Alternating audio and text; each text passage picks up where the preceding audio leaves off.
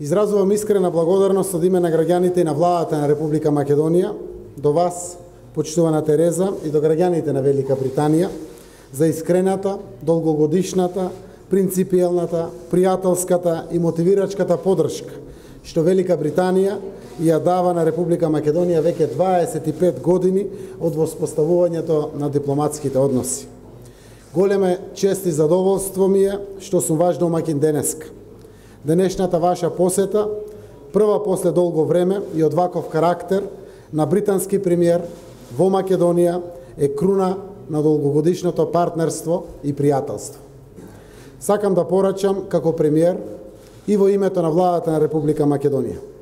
Ке продолжиме да даваме причини низ демократските, реформските процеси, низ добрососедството и меѓународната соработка за клучни прашања, како што е обезбедувањето на регионалниот и светски мир, да ги одржиме и да ги унапредуваме билатералните односи со Велика Британија и да го добиеме заслуженото место како држава во семејството на демократиите, Европската Унија и НАТО. Премиер Кемеј, денеска уште еднаш ја пренесовте пораката на поддршка на нашите стратешки цели, членството во НАТО и во Европската Унија, и за тоа изразувам голема почит. Евроатлантските интеграции на Македонија се важни за нас, но и за регионот. За граѓаните и за Македонија значат економија и перспективи, но за регионот, за Европската Унија и за светот значат стабилност и безбедност. Значат спречување други фактори да застанат на патот на ваквата заедничка иднина, што е интерес на сите.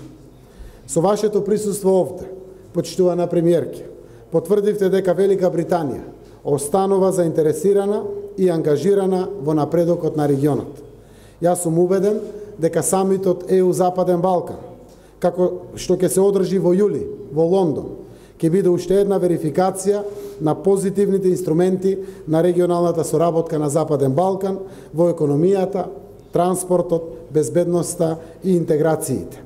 Сакам да посочам дека успеавме Македонија од заробена држава да ја поставиме во функционална демократија, преку определбата да ја градиме во едно општество за сите, со еднакви шанси за сите, со добри меѓуетнички односи и инклузивност со сите политички чинители во државата и со граѓанскиот сектор. Овој исчекор и реализацијата на реформскиот план 369 се вреднувани од Европската Унија со чиста, неусловена препорака. Ке го спроведеме и новиот план 18, што се фокусира до 2018 година на зајакнување на владење на правото и борба против организираниот криминал и корупцијата. Исто така, во мигрантската криза во 2015 година се поставивме како доверлив партнер на Европската Унија.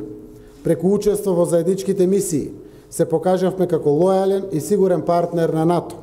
Неодамна, во случајот со Скрипал, покажавме дека знаеме да бидеме со нашите партнери и пријатели во најтешките моменти.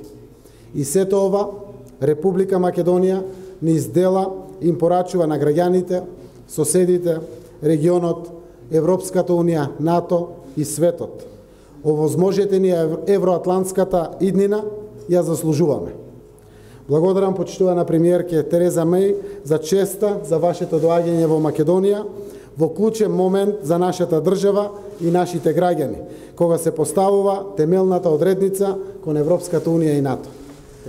Добро, никој пат не сме гледале така, имаме и причина да не гледаме. Прашањето е повеќе од 25 години нерешено. Ако, не дај Боже, не се реши, нема да значи никаква дестабилизација. Едно е сигурно, пријателството ќе расте помеѓу Македонија и Грција и од тоа бегање нема. Довербата е изградена, граѓаните не упатуваат на тоа, тие соработуваат, институциите соработуваат и тоа ќе биде така. Но јас искрено верувам дека можеме да најдеме решение. Опцијата која што секако би можела да биде прифатлива од двете страни е комплетно решение. Значи не се работи само за парцијални делови, но секако продолжуваат сега консултациите внатре во двете земји, за да видиме дали навистина би можело тоа решение да биде прифатливо за двете страни.